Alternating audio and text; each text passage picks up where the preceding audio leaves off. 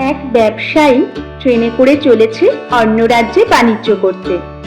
সাথে তার এক কর্মচারী। কর্মচারীটি ছিল কিন্তু খুব বোকা। ট্রেন থেকে নেমে ব্যবসায়ী চিন্তা করলো, গাড়ি ঠিক করার জন্য এই বোকাটিকে পাঠানো ঠিক হবে না। তুই এখানে বস, আমি গাড়ি নিয়ে আসছি। আকাশের অবস্থা দেখে বলল, শোন, বাক্সটা যত্ন করে রাখিস, বৃষ্টি এলে কিছু একটা ব্যবস্থা করিস, বাক্সটা ভেজে না যেন।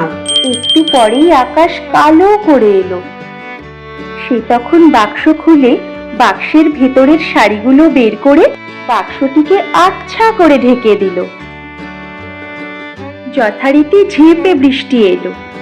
বৃষ্টি শেষে মালিক ফিরতেই সে অতি উৎসাহে বলল, বাক্স একটুও ভিজতে দিইনি আমি। কাণ্ড দেখে ব্যবসায়ী রাগে হতাশায় কাঁদতে লাগলো।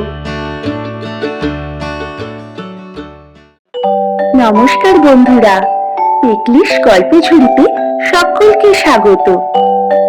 গল্পগুলো তোমাদের কেমন লাগছে জানিও কিন্তু।